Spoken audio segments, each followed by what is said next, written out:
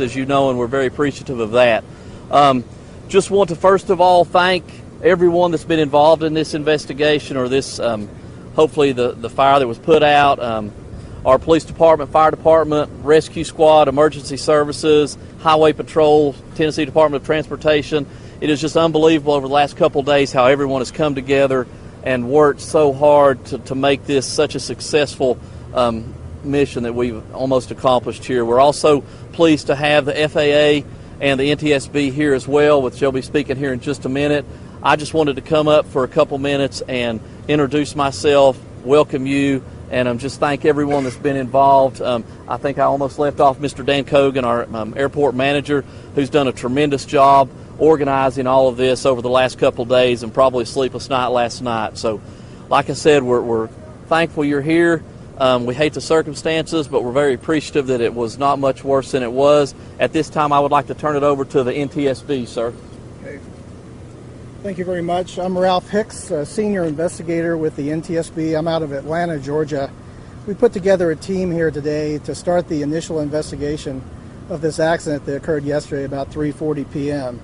The flight originated in Statesville, North Carolina, about 20 minutes prior to the accident, so it was a very short flight. Weather conditions at the time were visual flight rules conditions, good weather basically, with calm winds. We were able to obtain surveillance video from buildings around the area that include footage of the accident happening, and we were able to observe those footages this morning. It showed us quite a bit. The airplane basically bounced at least twice before coming down hard on the right main landing gear, and you can actually see the right main landing gears collapsing on the video. The airplane continued down the runway off to the end through a fence, and it came to a stop behind me here on Highway 91. The aircraft itself is a Cessna Citation Latitude, a 680,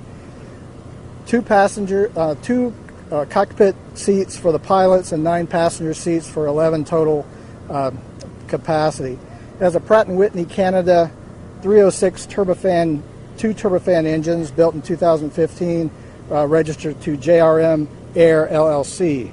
Our process is we're going to be on scene for 2 or 3 days documenting the perishable evidence at the site, and then we're going to start going into the cockpit, into the fuselage, starting to cut the airplane up and document all the flight controls, the engine controls, taking a look at all the systems very methodically. This airplane was equipped with a cockpit voice recorder. That recorder will be sent to our headquarters in Washington, D.C. for download probably next week. It did not have a flight data recorder. However, there were avionics on board that recorded some flight data that's going to be very useful to us, and we're going through that right now. Like I said, there were 2 pilots on board. Both were professionally trained pilots. We have spoken to both pilots today, and the information that they provided us is very consistent with the video.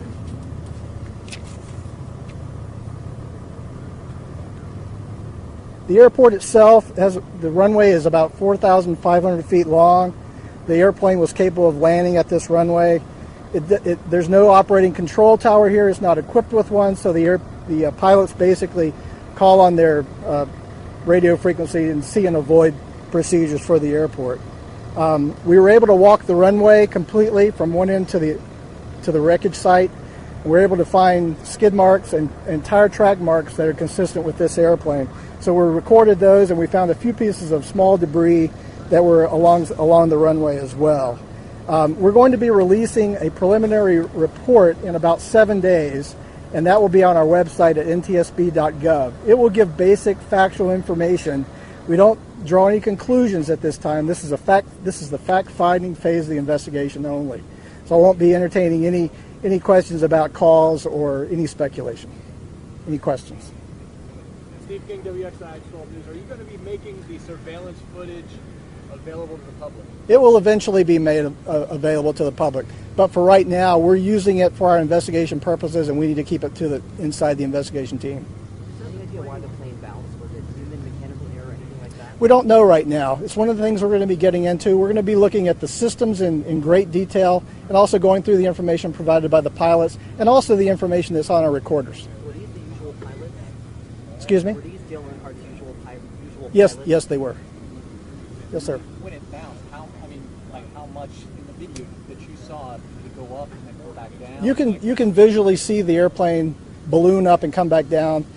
Exactly how high it went, we're going to be using our flight data information that we have from the avionics to tell us that, but we can't tell exactly from the video right now. Hard landing, though, would you say? A firm landing. It was described as firm. Is there details about where on the runway, how far down the runway the plane actually touched down? We can't tell that right now. There's no definite touchdown marks on the runway made by this airplane. So we're going to go back to our data that we're going over right now. How busy is this highway normally? Did it come close to hitting any oncoming traffic? I'm not aware. I don't know. I think it's a fairly well-used highway, though. Did the plane go over the ditch there, or did it go down and then come down? The aircraft actually went down into the ditch and came back up before it came to rest. Based on the investigation, how lucky are these people to be alive? That's speculation. I can't really say that, but we're very happy to be here today talking to them as survivors. Have you interviewed already the Earnhardt family? Yes, we have. And their comments were consistent with the video. And that's all I can say. You can't say how they described it. Are you releasing a pilot's name? Probably about 2 days. We have a crew from Griffin, Georgia that's going to disassemble the airplane, take it to another facility where we can do a more detailed layout and examination. And until that takes place, we go through it methodically, system by system, to make sure that we don't corrupt any evidence along the way. So we have a very systematic approach to doing that. But it'll probably take a couple of days. And then once it goes down to Griffin, we'll reconvene our group and go through it again in greater detail. How long did the plane come to a stop before it fully engulfed? The accident site's about 1,000 feet past the end of the runway. So we're talking about seconds here? Just a few seconds.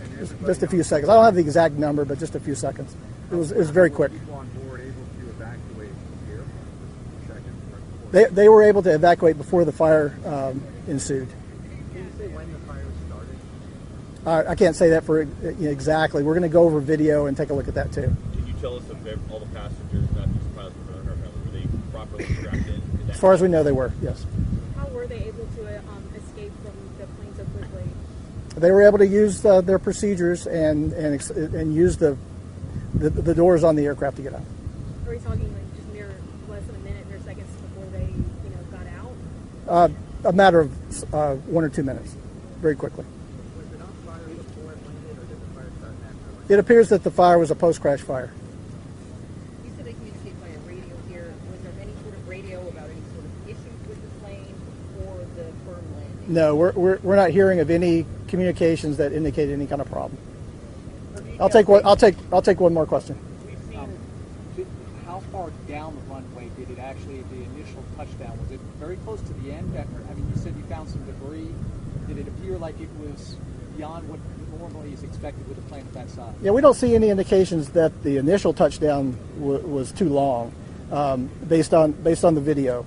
But we are going to look at the flight data information and nail that down closer. And one point of correction, the plane, according to the video that we have, was on fire before they got out. Just letting you know. Thank you. So for details, One more. We've seen planes land this way. Obviously, the tail plane is coming this way. Is that normal? The pilots can choose the direction of landing. It's not a towered airport, so based on the wind information, it was calm winds. They could pick the direction. That's all I'm going to take. Thank you.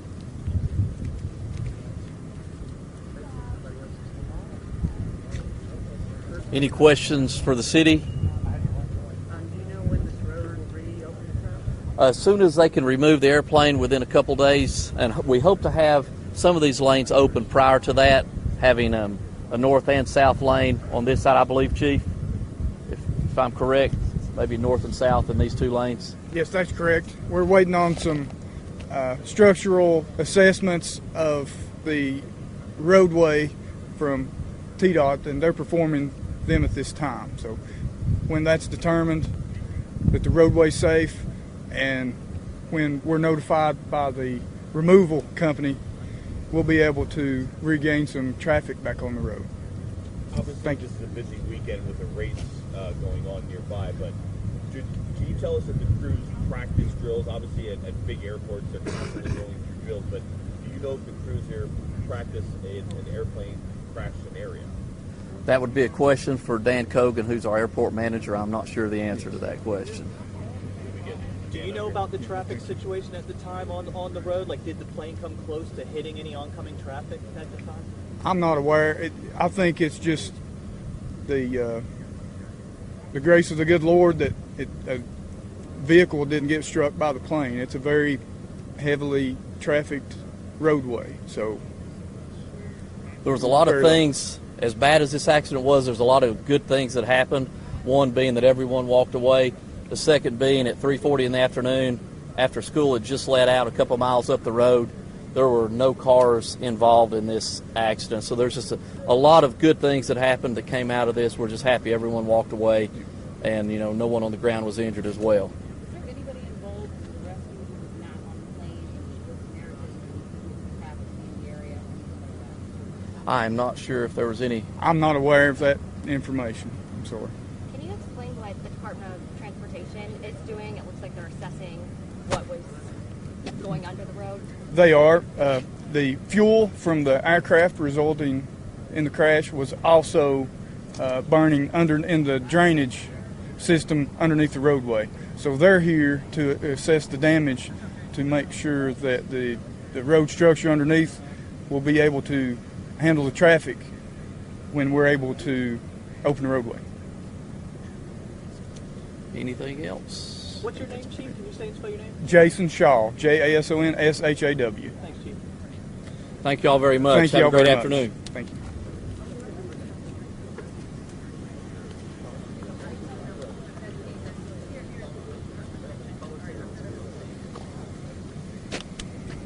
To the NTSB gentleman has requested that after this interview that we set up a press area on down the street here before they'll be able to do anything with the crash wreckage since we're so close. Thank you all very much for that.